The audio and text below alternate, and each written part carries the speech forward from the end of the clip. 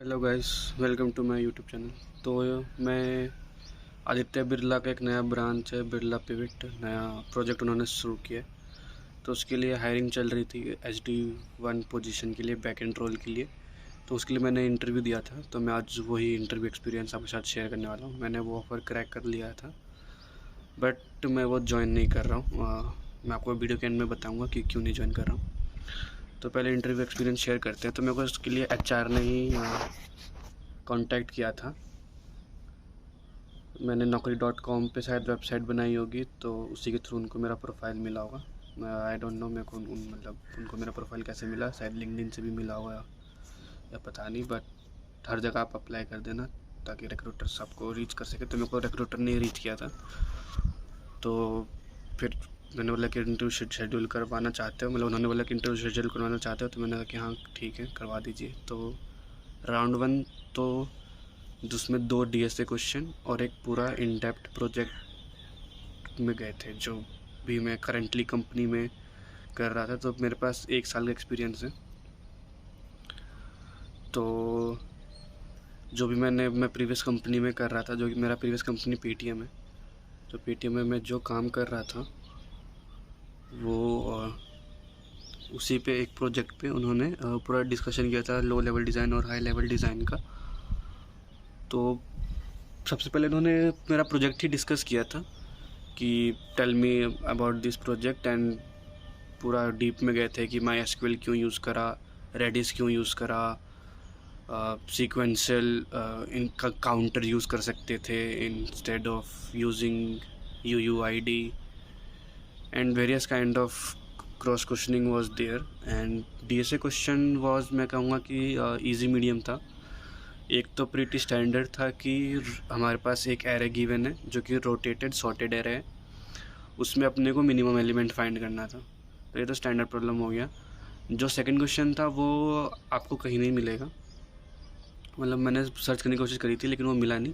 मैं आपको सारे क्वेश्चन का लिंक डिस्क्रिप्शन में दे दूँगा अगर पॉसिबल होगा तो सेकंड क्वेश्चन तो आपको नेट पे नहीं मिलेगा, लेकिन मैं एक्सप्लेन कर देता हूँ। तो क्या होता है, हमारे पास एरे होता है। सपोज़ एरे में 3 एलिमेंट है, 1, 9, 7, और टारगेट सम है हमारा 7।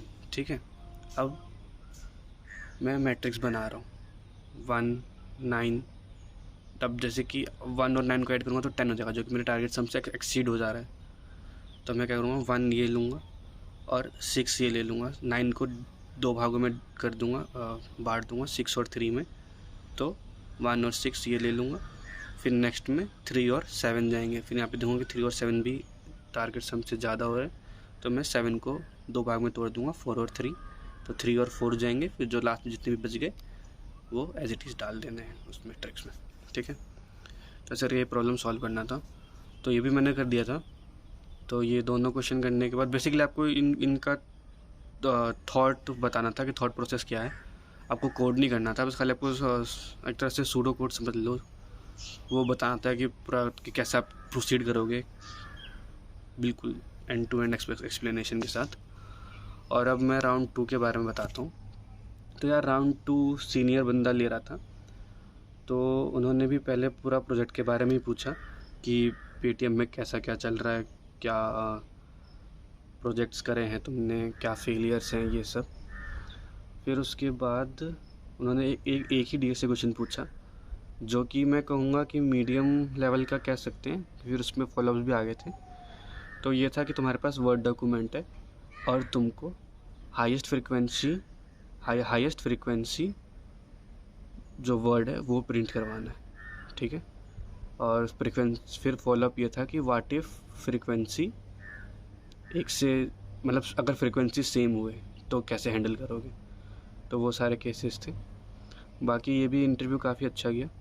अब आते हैं राउंड 3 के बारे में, जो कि CTO ले रहा था, बिरला पिविट का CTO। तो ये जो राउंड 3 था, मुझे लग रहा था कि जैसे कि इसमें सब कुछ पूछ लेंगे, HLD LLD दोबारा से पूछेंगे, बट ऐसा कुछ भी नहीं हुआ। ना ही एक भी DSA क्वेश्चन नहीं पूछे, ना ही LLD पूछा।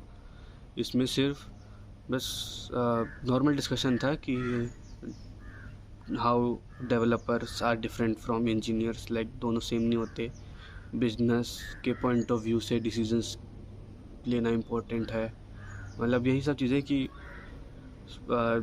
पूरा ओवरऑल सॉफ्टवेयर इंजीनियर का डोमेन के बारे में डिस्कशन चल रहा था हमारा, जो कि हेल्दी डिस्कशन था। फिर उसके 2 days लेटर मेरे को ऑफ़र रिसीव हो गया और या सो आई क्रैक द ऑफ़र। तो बेसिकली इसमें 3 राउंड ही होते हैं और कुछ नहीं। तो मैं यार ये ऑफ़र ज्वाइन नहीं कर रहा because I have better offer, तो मैं वही ज्वाइन करूँगा। बट यार मैं ये इंटरव्यू एक्सपीरियंस शेयर करना चाहता था क्योंकि ये काफ़ी यूनिक था, क्योंकि यहाँ पे आपको कोड नहीं लिखवाया एक्सेप्ट राउंड 2 में कोड लिखवाया था, बट राउंड 1 में कोड नहीं लिखवाया। उन्होंने पूरा थॉट प्रोसेस ही जानना था उनको। मैं कहूँगा कि राउंड 2 में भी उनको थॉट प्रोसेस ही जानना था, क्योंकि मैंने कोड कम्प्लीटली नहीं लिखा था, बट मैंने सूडो कोड की तरह उनको एक्सप्लेन कर दिया था। तो यार बेसिकली उनको थॉट प्रोसेस ही जानना होता है कि तुम कैसे क्वेश्चन को अप्रोच कर रहे होते हो, और जो भी प्रोजेक्ट कर रहे हो यार उसका इन डेप्थ वो रखना नॉलेज, और फॉलोअप्स क्वेश्चन भी उसमें तुमसे बहुत बहुत पूछे जाएंगे, बहुत ज़्यादा।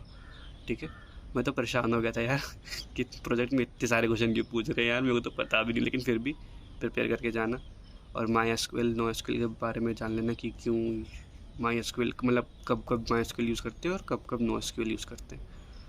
तो ये बेनिफिट रहेगा। तो या बाय, मैं आपको सेकंड कंपनी के बारे में भी अपडेट दे दूँगा कि उसका इंटरव्यू एक्सपीरियंस कैसा रहा, और वो सरप्राइज़ रहेगा।